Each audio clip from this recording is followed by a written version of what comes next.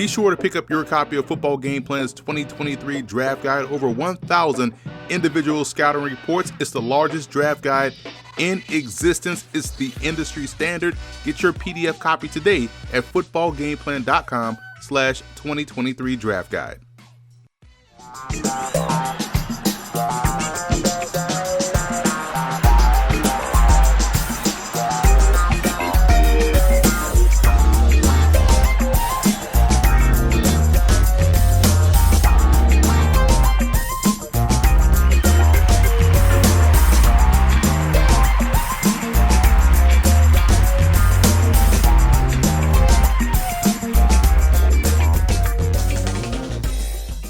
No two journeys are alike, and with regards to college football, where a player begins his journey may not necessarily be the same place he finishes his journey. Quarterback Logan Bonner out of Utah State's journey started in Jonesboro, Arkansas at Arkansas State, but ended up going out west and finishing up in Logan, Utah for the Aggies. And we're now joined here with Logan Bonner, outstanding quarterback from Utah State by way of Arkansas State out of the Sun Best Conference. We'll get to that in a second. Logan, I appreciate you taking time, man. I appreciate it, man. Thank you for having me on. Well, listen, let's start there. You went to Arkansas State. You had a really good career at Arkansas State. Followed that. Obviously, I'm a Sun Belt guy myself. Yeah. And watching you dominate, but then you decide to transfer to Utah State. You could have gone to the NFL after 2020. What went into that decision to take advantage of an extra year? And outside of the obvious reasons why you chose Utah State, what went into that decision as well? Yeah, I feel like there's just a lot of stuff that was happening in the program, and I just felt like I had an opportunity to play at another school, and I know I could play at a lot of other schools in the country. So I just took an investment on myself and believed in myself, and just put my name in the portal, and got blessed with a lot of opportunities, and ended up taking Utah State. I knew the Mountain West at the time was one of the best conferences in college football, and I knew I wanted to play with the best competition I could, and I made the jump, and obviously I wanted to go win a championship, and that's what we did the first year. Not only did you guys win a championship, but you did a great job in that ball game as well. You touched on something that a lot of people don't really understand. You said you wanted to go and play in a good conference. People underestimate both the Sun Belt and Mountain West Conference as well. I feel like in the Mountain West, you guys see a little bit of everything defensively. Well, what was it about the Mountain West Conference that kind of helped prepare you for this opportunity for the NFL?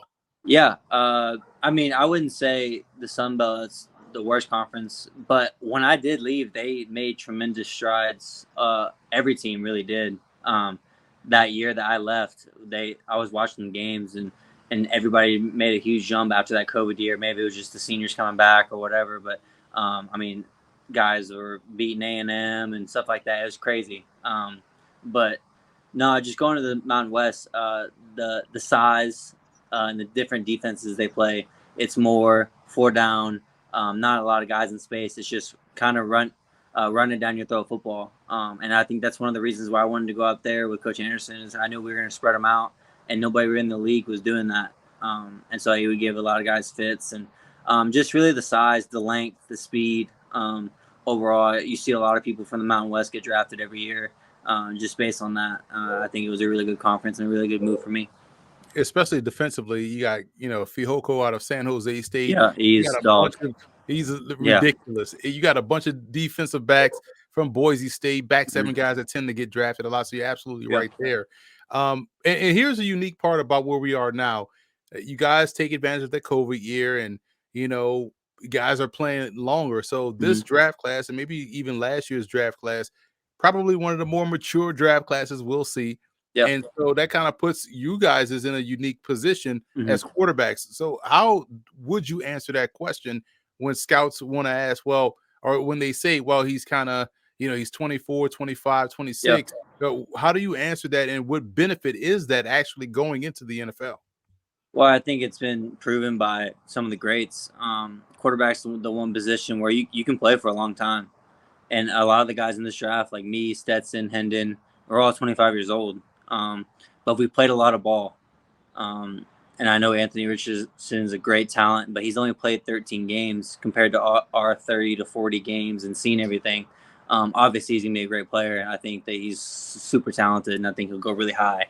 But that's another aspect of we played a lot of ball. And if you look at it in the past, guys that played a lot in college tend to have more success in the early years and stuff like that. So I don't take it as a negative. If I was a running back, maybe it'd be a little bit different. But like I said, quarterbacks can play longer, and especially nowadays where they're taking care of the quarterback even more. I think that it doesn't really hinder anything from the quarterback position. I think it's only a plus where we have a lot more film and a lot more knowledge of just playing a lot more. I'm glad you brought up the running back position in terms of, if you're a young guy and you have an opportunity to jump, you better Mm. jump while you're young because, Yeah. they kind of put that age limit on you Yeah. as a pro. Oh, Yeah. playing a quarterback position is so funny because I don't know how much time you spend online, right? I Hmm. advise you not to spend a lot of time online. I But don't. when you look at the the guys that want to break down draft prospects, everyone thinks they're a draft quarterback expert. What's one of the biggest pet peeves you think about the position that you kind of say, why do people always say this when I know this is not a fact? This is wrong. Yeah, I feel like it's. I mean, especially the people who've never been back there. Uh, I mean, I do listen. Like, if I do listen to somebody like Dan Orlovsky, I take what he says, and majority of the time he's right. Because he's played the position, he's been back there. If you've never been back in the pocket or understand what it's like when bullets are flying, games on the line, especially when you got guys that are getting paid millions of dollars to come after you, like that's their whole job is to get after you. Um, it gets hostile back there, and it's a lot of things and a lot of little details that you can't even explain to some people that you have to do. And it sometimes you either have it or you don't, and some guys do and some guys don't, and you figure it out real quick. So I mean, I try not to pay attention online, but uh, yeah, it's a lot. It's different when people talk about, oh, this guy, this. I'm like, you've never been back there, and it's totally different when you're back there, and you got 10 other guys looking at you, and they're looking at you for confidence. And if you don't have any confidence, they're not gonna have any confidence. So you gotta have the confidence first, and then you gotta go do it. And they're riding on you. So that's what I love about being a quarterback and just having that ability to lead guys that are. If I was going in there, I'm 25. Guys are 30, 33, 34 years old, and help them win. And they got families to feed, so they're counting on me to do my job, and I'm counting on them to do theirs. So it's a total team aspect, and it's this position gives a great sense of you have to be in control, and no matter what, good or bad, you always got to stay level headed. And it's kind of a pet peeve when people are talking about it, but it doesn't really bother me. I just kind of laughed it off. I was like, you have no idea what you're talking about. So Well, listen, you preach to the choir because I feel the same way. But I play running back, so I feel yeah, the same way when folks say, "Oh, why he ain't cut it back?" Like, bro, you're sitting up here, yeah, you it's can't different see on the field. everything. It, There's it's different, fast. Things right? happen. Things happen in front of your face, man. Yeah. One thing, one of my strengths that I have about you in my nose is that you're competitive. You Yeah. could never say you're not competitive. Hmm. And one thing that shows that you was down at the College Gridiron Showcase, Yeah. then you went down to the Tropical Bowl. Yeah. Most people bypass all-star circuit Yeah. altogether. Here you are competing in two high-level all-star games. What was Yeah. those experiences like, and what was some of the feedback you got from scouts? Yeah. Obviously, I ended my year short. I felt like I could have been in some of the bigger games, but I get why I didn't. I didn't have. I missed 8 games, and some guys had great years, which is fine. I knew I would. I would try to go for those games, but I ended up getting invited, which is cool. But I just knew that I want to go in there, compete, and show people I still got it, and just my overall just have people see me, meet me, talk to me, show my knowledge of the game and stuff like that. And that's all I did. And scouts were pleased and said they keep in touch, and I did all I could. So that's all I wanted to do is go down there and compete and show people that I wasn't just falling off the face of the earth after the season. So Nah, you definitely didn't do that. You went down there, competed well. And when breaking down film and studying your game, um, I know a game I like to point people to that tends to tell them a lot about what you bring to the table. I always point them to the UConn game, right out hmm of the gate, because I felt like UConn under Jim Moore Jr. did a great job defensively, and we saw yeah, that play out the rest of the year. But yeah. what game would you say, hey, go check this game out? This tells you everything I bring to the table and why. Yeah, I would say the 2021 BYU game at home.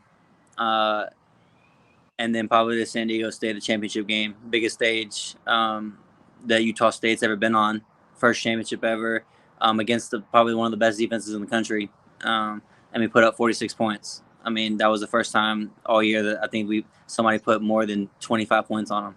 So those two games, I would say the BYU game, because there was probably 3 or 4 drives on there that were 17 plays plus. So we were outnumbered. Their D-line was incredible. They were number 12 in the country at the time. Obviously, it's a rivalry game, but they were getting back there all night. I had to scramble, do all the stuff, make huge throws, and stuff like that. So I would say those two games, from the fact that those are some of the best defenses I played, and we played the best. Now, we didn't win against BYU, but our offense played really well. And then, obviously, the second best defense we probably played in the country, we went out there and dominated. So I would say those two games. It's always about how you match up and really go out there and showcase. And you touched on this as a quarterback, especially an older quarterback, you're asking, guys 30 years old looking towards you for that leadership. And Yeah. you seem like you embrace that role of being a leader and going out there with your guys and Mhm. going to battle, doing what it takes to win a football game. It shows you have a lot of love for the game. Well, what is it about football that you would say you love the most? Yeah, I would just say, I've said this many times. I was just the process. People just think that we go out there and, like, on Fridays and Saturdays, and just like, all right, we're gonna call these plays and just run it. Like, those plays have been installed since January, February, March, April, May, and then we've been working on them since August, and for a whole month, and then we practice them all week: Monday, Tuesday, Wednesday, Thursday, Friday, Saturday. Have walkthrough Saturday morning before the games, and it's just those time with your teammates and eating lunch, dinner, late nights, just joking around. You're so tired that you're getting kind of delirious when you're just like up there late at night, and it's just the time with the guys and the process and stuff like that. And then that's why when you win, it's so much more special. It's just, I mean, yes, winning the game is all what we care about, but like winning it with those guys and the effort it takes to have a team come together, that's what it's all about, and that's what you never forget about it. Yeah, I run into teammates. I run into one of my teammates this past weekend at an XFL game, Mm-hmm. and it And was I bet like y'all didn't talk about winning. Y'all just talk about, oh, you remember this in the weight room. exactly. It Yeah. tell about like who beat who in Madden. Yeah. It was just it's like, and we're dating back to like 99, 2000. So we're Yeah. talking about almost 23 years later, and here we all pick up right where we left off. So you're absolutely right. Those are the things you remember, and Mm-hmm. the fact that you guys go in there and you work within the trenches, and then you come out on the other side Yeah. victorious, man. So Logan, listen, it's been great getting to know you for a little Yeah. bit and talk some ball with you, man. And where can people follow you on your journey as you make the trek toward the NFL and other professional leagues? Yeah. Well, y'all can follow me at Twitter, Logan Bain Bonner. And then Instagram is Logan_Bonner1. So Well, listen, Logan, wish you the best luck moving forward, and thank you again for taking time. I appreciate it, man.